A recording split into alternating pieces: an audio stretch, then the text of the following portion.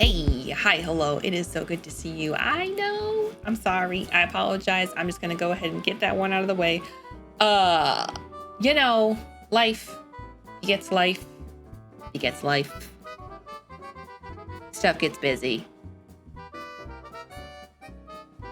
But we're here. We're back. Okay, cool. This one is gonna be a little different than my other VODs because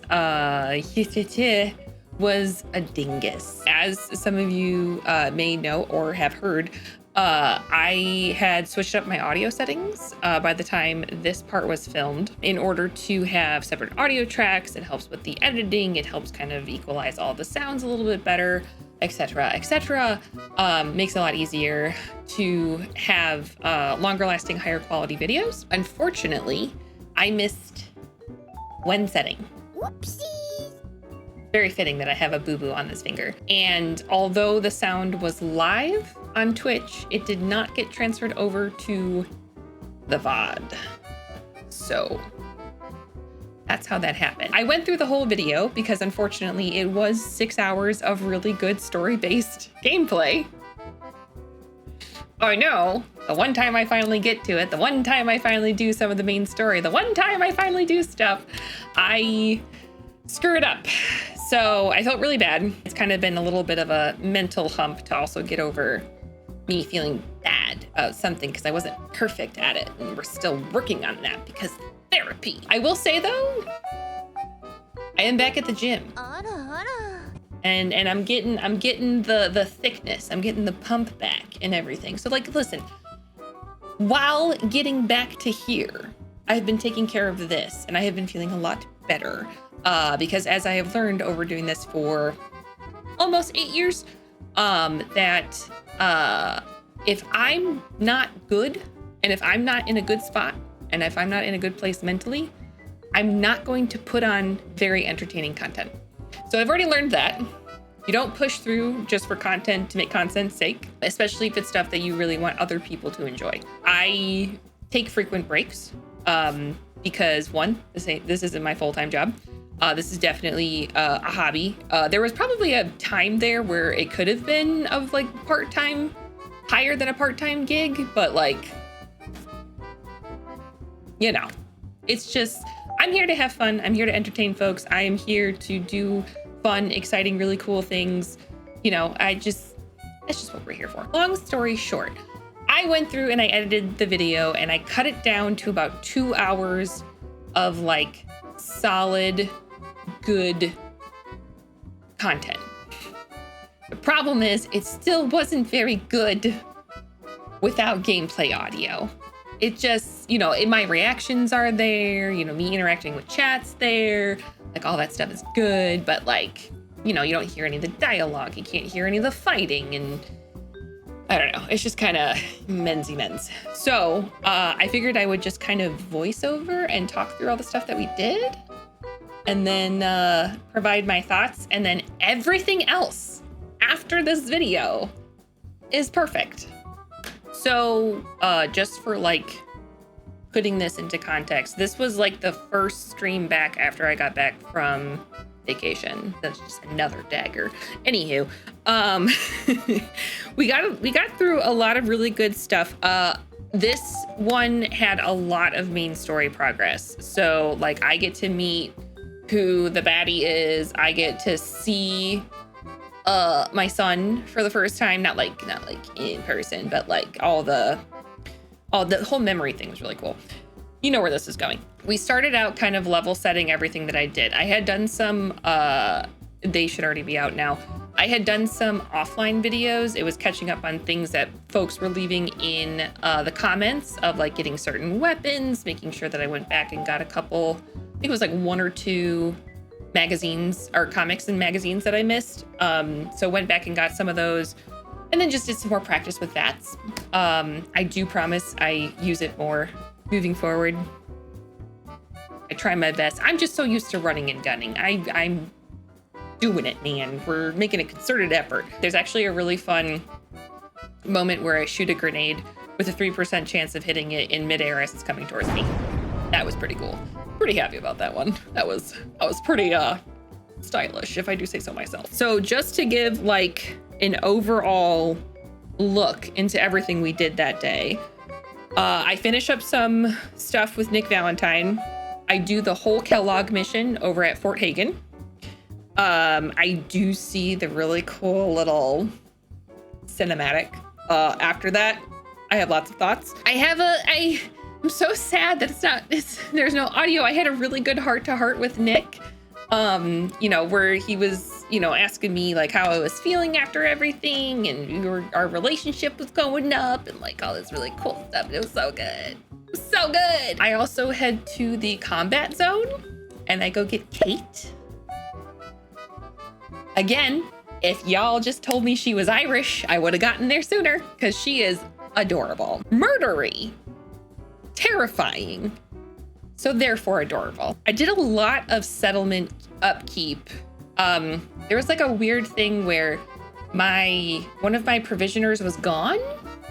So I had to redo a provisioner route. It was a whole thing. And we did one of the other new settlements. I also ended up doing the Follow the Freedom Trail with the railroad. So I finished that whole quest with chat's help, of course, because like I got there, but like the whole following the red paint, and I think I was just too impatient for that quest, if I'm completely honest. It's hard to do that type of a thing while also on stream, because you feel like I have to get this done sooner, instead of being leisurely and being like, I can just edit this out. It's fine. But you know what I'm saying. Okay. And then we ended at Pikmin's Gallery. That was so much fun. That was so much fun. Again, I'm sure you are concerned that I am entertained by a quest about a serial murderer, but it's do we really feel bad for raiders? Do we? I don't think so. It was a really, really fun day. And again, I didn't know that I was going to have these audio issues. So like overall, the day was absolutely fabulous.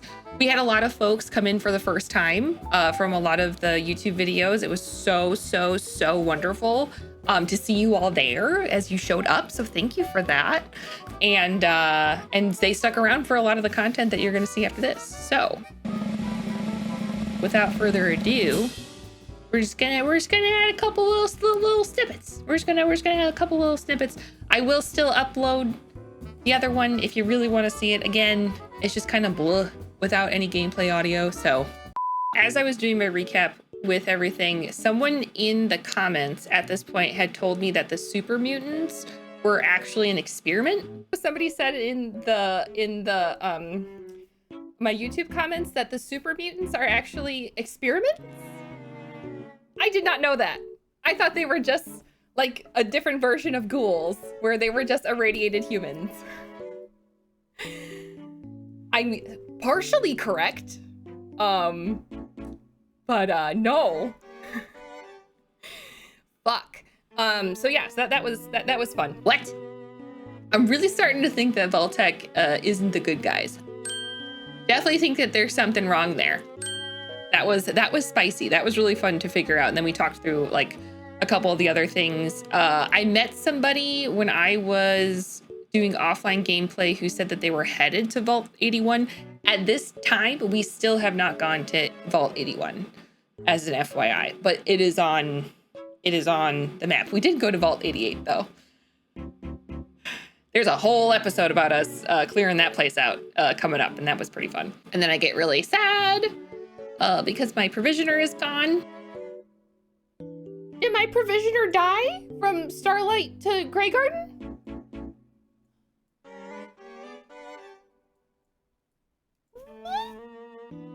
Did they die? Oh, I feel bad now.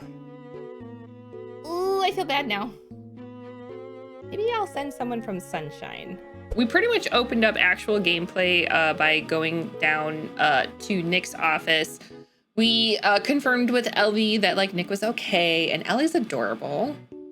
Adorable, love her, she's great. And we also learn about some of the other side quests and things that we are actually able to pick up in that area. So that was pretty cool. We sit down for an interview and we talk about everything.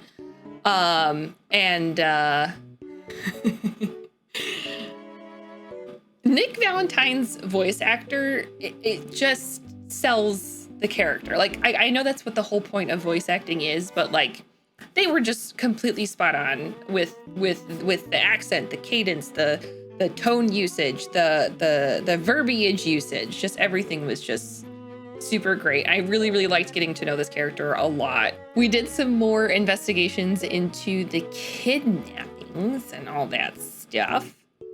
Talked about the Institute. And at this point, that was really something that, you know, people were already asking me, like, what faction are you going to pick? I had only really seen a little bit of Brotherhood of Steel, and I've obviously seen a lot of the Minutemen. So I was really excited on this day to finally be able to investigate a little bit more. But I was really only expecting the Railroad, and was very genuinely surprised as to how integral the Institute was when it comes to the main story. So I thought that was pretty cool. All right, so we talk, we chat, we do stuff. I go back around Diamond City, and then I have to go back to the mayor's office after I get like interrupted by Paul, who wants me to go intimidate the guy that's definitely hitting on his wife. Nick is talking to me, dude. Missed a whole ramble from Nick Valentine, waiting for that sob to get out of my face. So that was the whole thing. We go back and do that one in a little bit. And then we go visit Kellogg's house. So we're chilling, we're walking through. I was so happy that Dog Meat could also be with us while we did this. I don't remember. I think Dog Meat was my companion, and then I was with Nick Valentine. Learned later that you can kind of operate with both of them. So, so as Nick was trying to jimmy the lock, I decided to go visit the mayor's office. Fabulous little interaction. Hi, Piper. Fabulous little interaction with our gal. So Geneva, that was her name. And then we saw this really cool, interaction with Piper. And again, I was just super jazzed that we kept learning more and more and more about the Institute. And Piper now has some suspicions. I mean, she's a reporter. She's supposed to have suspicions. But having some suspicions about people who are visiting the mayor. So, is the mayor a synth? Don't actually answer that. But is the mayor a synth? I'm getting some synthy vibes. And now that I know what I know about synths, because you will see, curiouser and curiouser, very interested. So great little conversation with Piper. I do get to schmooze. I do get to schmooze Geneva a little bit, and Geneva ends up leaving the key in a very easily accessible spot in front of a guard who didn't react. So that was pretty fun. I also, because at this part, by this time I had met Arlen, who I adore. He's just so sweet and so adorable. And then I saw the giddy up. This is at minute mark 21 minutes.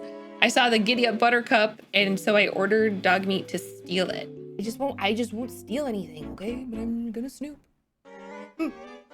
Lots of telephones there, mister.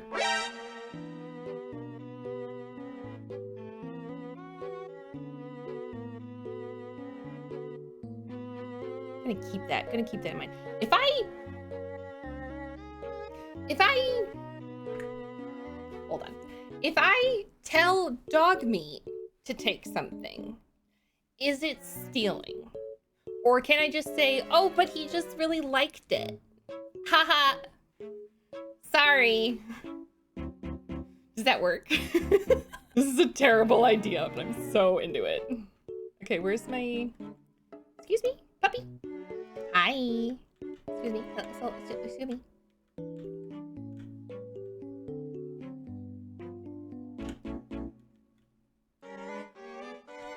No, go get it.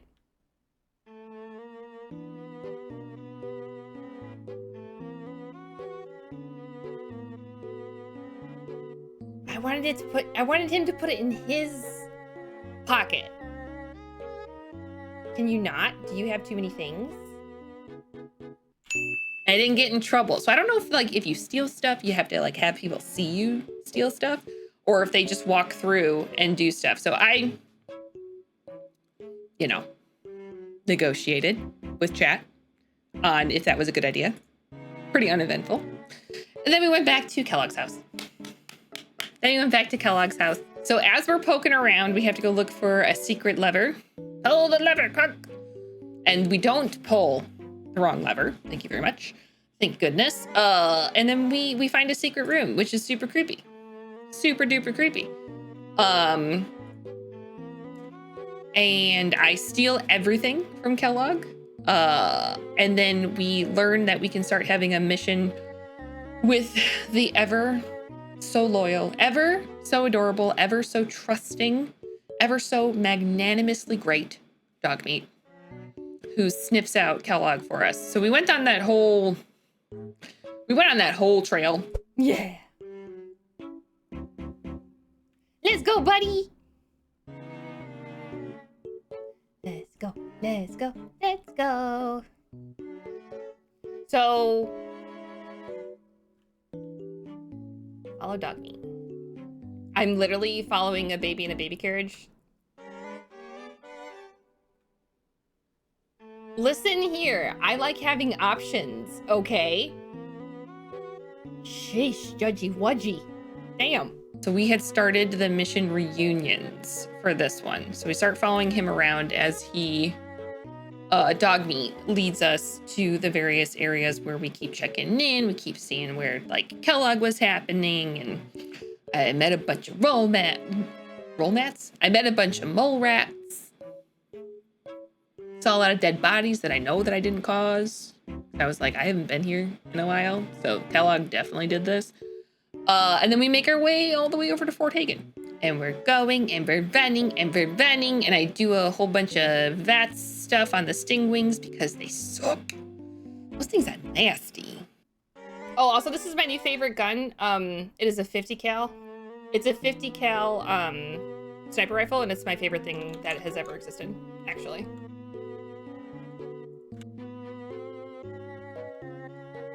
Wait, did he sniff the clue? I'm nervous going over any bridges. Y'all remember last time we went over a bridge? Remember me getting blown to fucking smithereens? Like 3 times?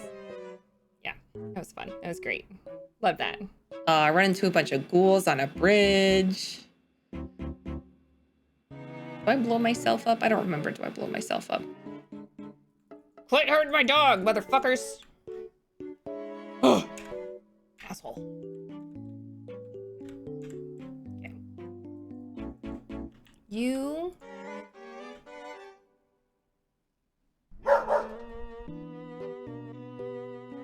Dog meat leaping in the background, 10 out of 10. Oh, then we come across the Assaultron, because, you know, the big bad and ugly super mutants just also had to be walking by at that exact time.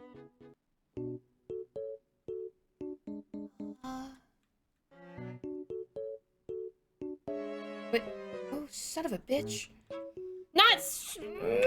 Yeah, there they are.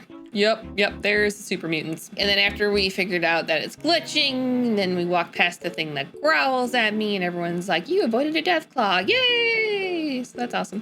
So we did that. And then we made it back to Fort Hagen, which I recognized as we walked up there because I was snooping around here previously, going to the mayor's bunker. So mayor's fallout shelter. Because I guess it's a bunker, but it's called the fallout shelter. Whatever. Okay, dog meat, this is getting kind of creepy. Where are we going, bud? I swear to God, if a scorpion jumps out, I'm gonna be pissed. Yeah. Not at you. Not at you, though. Oh, son of a bitch. What just growled? Hello? I heard it. Hello? You all heard that, right? I'm not cuckoo for Cocoa Puffs? I definitely heard that. I don't know where it went, but I definitely heard it. I am just so special with running into Deathclaws. Just all the time. Are we at Fort Hagen? Where are we? How did I pull that out of my ass? Oh, stupid. I was here not that long ago, and I specifically said, I don't think I want to I don't think I wanna do this part. Actually, in today's episode that is out right now on YouTube, actually, 100%, that is where I did all this. So I decided to keep Nick with me, and then we head on into Fort Hagen. This is when we start meeting a whole bunch of synthy synths. So yeah, that turns into a firefight. It was a firefight. Ah! Okay. Anywho, recently just rewatched Boondock Saints because it's awesome, and I love Billy Connolly with everything in my heart. All right. Anywho, so all that's going down. Start using a lot of VATs. Stop people from mid-throwing explosives into my face. Set myself on fire a couple times. No big deal. Toast my goat's okay. And make our way to the basement. And this is where things started getting a little suspicious. Very suspicious. So this is when Kellogg starts like talking to you and goading you and saying you should turn around, you should leave now, you don't know what you're doing, you don't know what's on the other side, and you don't know what you're stepping into, you're way over your head. And it's like, well, of course I don't know what I'm into. I literally just got cryogenically unfrozen, and then all I did was see you steal my son and then kill my husband because you're an ass. So, fun stuff. Great. So all that happens. He's goading me and being just a dick. Of course, I get progressively more and more angry because you know how I deal with people goading me. Oh, what a dick. All right. So we keep making our way down. I keep making faces at Kellogg because he's being a jerk. Come across some pretty actually hardcore and difficult characters. We get some people that are way higher level than I am down there, which is pretty rad. We find a locked area with a whole bunch of really awesome stuff. Got another fat man. Almost traded a fat man to Nick with also a live explosive. That was a dumb idea. I've been told that don't give your companions explosives unless you want to die. All the time. So I heeded that warning. Well, that was juicy. Excuse me, sir. You can't carry anything? Okay. Then we made our way through this room, and then we finally met up to Kellogg, and Kellogg starts referring to my baby as a good kid, which is how I start getting at least a sense of how much time could have passed in between when I saw everything happen to when I was unfrozen. So it sounds like at this point in time, Kellogg confirms that he was definitely the person who took the kid. Says that there's no way I can go up against the Institute. He's safe at home in the Institute. And I'm just like, what does that mean? I don't understand. And then we learn a little bit more about the Institute, which is super cool later on.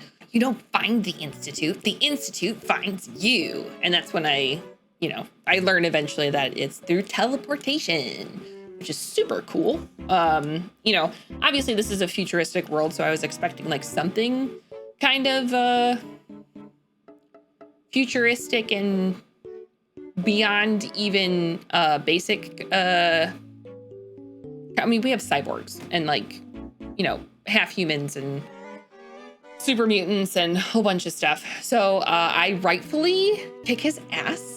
I take his pistol, and I like his pistol actually quite a bit. I used that gun for a good long time. First time I also saw stealth boys being used in the game. Pretty fun little tools, but I was still it's still easy enough to find out where they are. So I go around killing a bunch of Terminators, and then I figure out where Kellogg is, and I kill him. So this is the first time I really looted someone who I knew was related to the synths, and then I saw like the synth what was it called again? Oh yes, because so he had cybernetic parts. And that was kind of the first time I saw that. then I was asking chat questions, and I was like, does that mean that Kellogg was a synth? And everyone's like, oop, I don't know, which means a yes, obviously. And then we had another little chat with Nick, said, let's go back to Diamond City. Someone in chat rightfully warned me. So this was the point where someone told me, don't fast travel when you leave. Like, don't fast travel right away. Just as you leave the building, wait for a little bit. And then I get met with this. Like, so cool. Okay, well, this is Brotherhood of Steel. So cool. I see why people pick the Brotherhood of Steel. I really do. I really do. Because up to this point, my only exposure to the Brotherhood of Steel was Paladin Dance, who I thought was just a gigantic dork. And then they were kind of giving me like Knights of the Templar vibes. And I'm not a big fan of their righteousness, where their actions are seen as superior to other people. Because it's just one of those that, like, I don't know what your overall goal is, and all it takes is one corrupt person to take over your entire initiative for it to turn into like a fascist regime. So let's maybe not do that. I mean, same thing can be said about the Minutemen, but the Minutemen don't have gigantic airships and vertibirds. So yet. We do have artillery, though. I'm excited for the artillery stuff. So, there's no fucking way these are the good guys. I thought this whole point was super cool. Again, this was kind of, at the point of this was definitely my main otherwise exposure to the Brotherhood of Steel. I understand their objectives. I really do. I really do. I understand their objectives. But I don't feel comfortable with the whole, we have to stop other people from having technology when they have that in comparison. That it feels icky. That feels icky to me. That feels very not only condescending, but it's almost incorrect righteousness. And you all know how I feel about that. But this is objectively they are a really cool faction. Objectively, they are a really cool faction. And I absolutely 100% understand why people would choose them.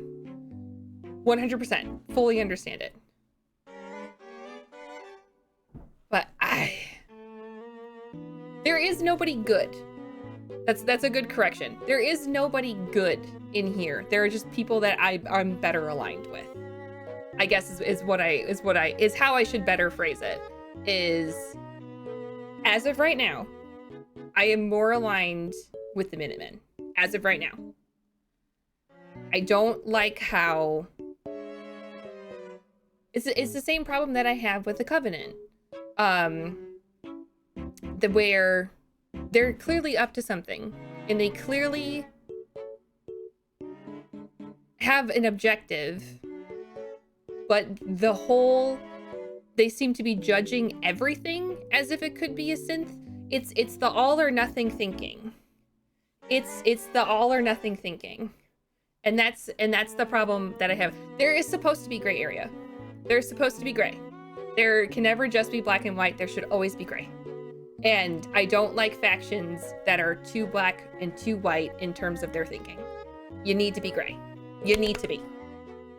You need to be. So. Ugh. Good, bad, I'm the guy with the gun. Dogmeat is a good boy. He's the only one that's good. I wouldn't even consider myself good. I'm not absolving myself of this judgment at all. I wouldn't consider myself good. I'm literally going around killing human beings. If you're in a survivalist mentality, shouldn't it mean that you want everyone that you possibly can to survive? I certainly don't adhere to that. But I did steal that can. I did do that. You can help them for some benefits, but not go all in. Minutemen can double up with other factions. Can double up with other factions. Hang on, I did miss some. The Midwest Brotherhood is clearly the best. I missed some of your points. Hang on. Doubting, dreaming dreams no mortal has ever dared to dream before. Business just picked up, folks. I like the Brotherhood in Fallout 3, no comment on 4. Interesting. I feel like the West Coast Brotherhood is very different from the East Coast Brotherhood. Oh. Depending on who's in charge. And that's the problem. And that's the problem. Even with good intentions, it's it could be a problem. In a post-apocalyptic scenario, what can we can consider good or bad gets real blurry, for sure. You can get into most factions at least a little bit. The Brotherhood has some neato toys though, and that's something I'm sure the Institute does too. But also, you fuckers stole my kid, and probably did experiments on him, and I'm not going to be good with that. Good deal. In my opinion, though, none of the factions in Fallout 4 are objectively good, just less worse in many ways than other factions. I think that's the better take. I shouldn't use subjective. I shouldn't use subjective terminology for things. It's a spectrum. It's an alignment. It's a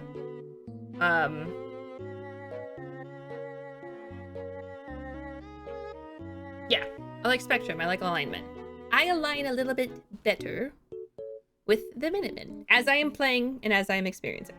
I also start seeing them more frequently going around the different areas, which of course is the same with Ada and the Mechanists, and once you unlock other people to be walking around, super mutants, etc. This is probably a decent mode of foreshadowing that if I don't choose the Brotherhood of Steel, anytime I come up against those wandering troops, I'm gonna have to have a fight, is what I'm guessing. After Nick and I did some lifting of weights and the pommel horse and got our physical fitness in, baby, it was a lot of fun. After we clean up a couple more Minutemen quests, I have my heart-to-heart with Nick, where he talks to me about the Institute, what it was like for him, you know, how it is being a synth himself and dealing with kind of everything that's happening. I get a little bit more information on Broken Mask, and a couple other things. So that all that stuff was really cool. I don't want to say that I'm against relationship building in video games, but they make me, especially after Mass Effect, they make me very nervous that I'm going to do something wrong, or something that's not going to benefit somebody, or, you know, I'm going to say the wrong thing or do the wrong thing and I have consequences. You know, normal, totally anxious thought processes. So, you know, it just became a whole thing. It just became a whole thing. So, I've been pleasantly surprised at this mechanic. Nick is also the first companion down the road that we do max out, because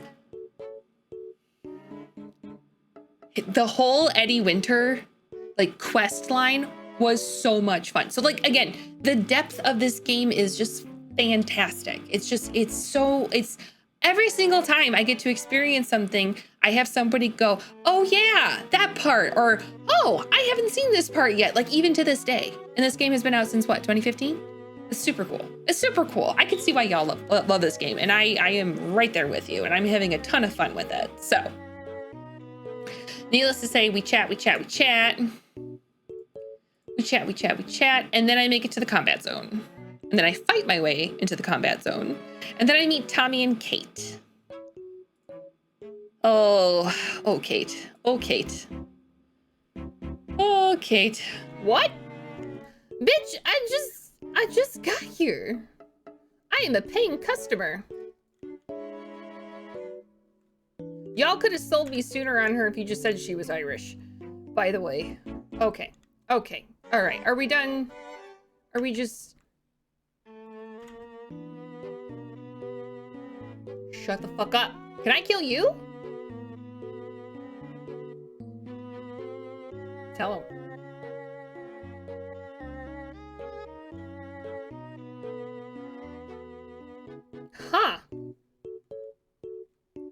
Not gonna lie, not fully what I expected. I mean, combat zone, I probably could have guessed. Yes, we will. I'm gonna go loot the rest of my shit, and I'm gonna loot your shit because you're a piece of work. I end up taking Cait. I end up saying goodbye to Nick, and then taking Cait along for a little ride.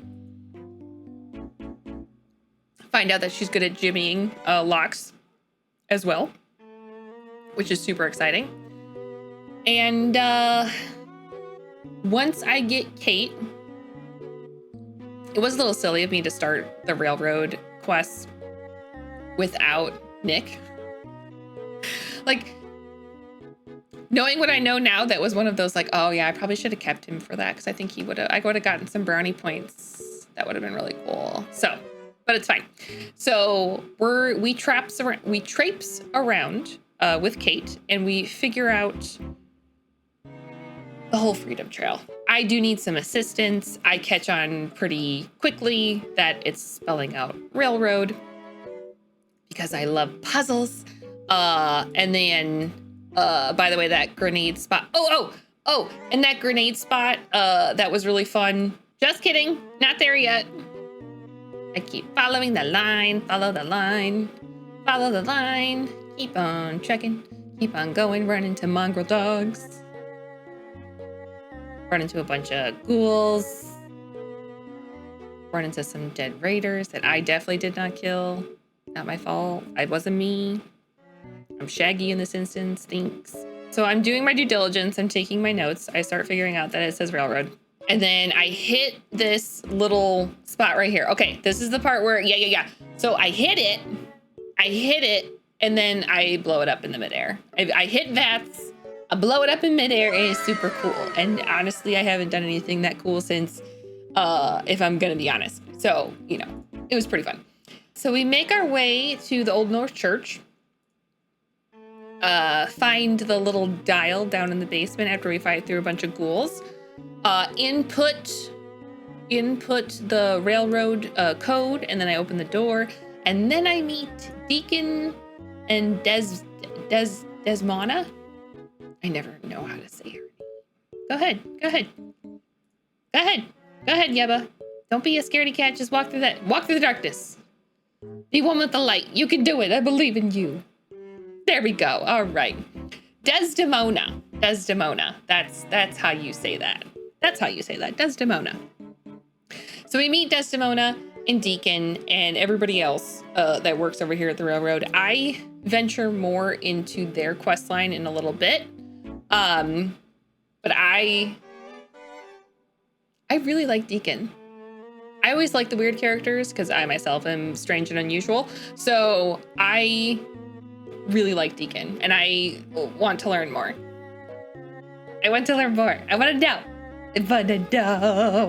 Okay, so all that happens, blah, blah, blah. We find Deacon, Desdemona, who, from what I'm getting from Reddit, a lot of people don't like her. From the glimpses that I see on Reddit, I'm not trying to go too deep into Reddit because I don't want to get spoilers.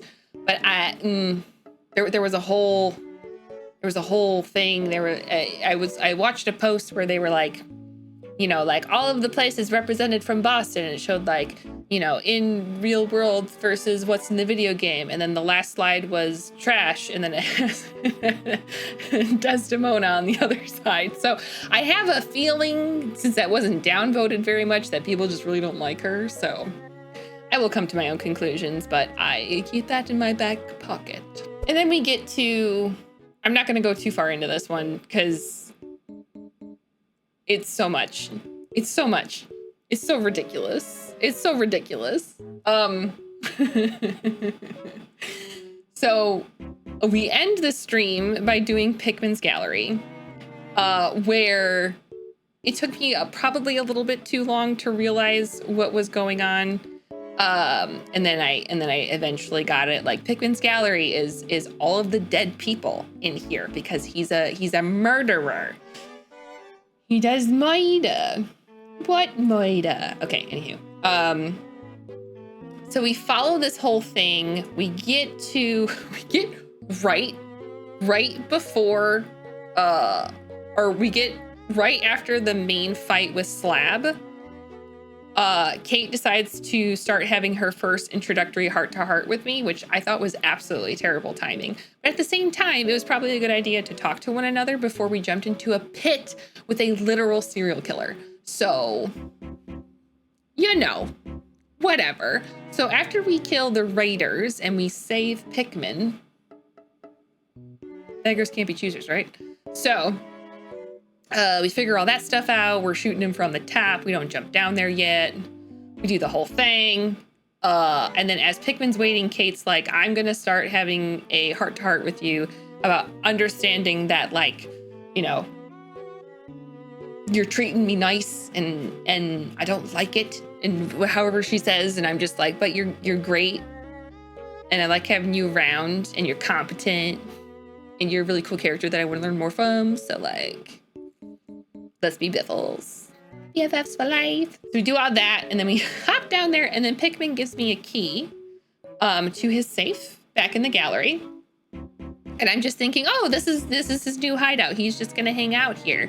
Let's just go ahead and open that gift. Got a really cool weapon. Big fan. Also got to read all of their letters. We opened both the calling card and also the thank you note, which I then say that I also draw my hearts like that. And chat came to some interesting conclusions because of that. Cool. All right, sweet. Feeling pretty happy about that. Okay, I should head on back. Inventory, miscellaneous, Pikmin's thank you note. Sure, it'll be fine.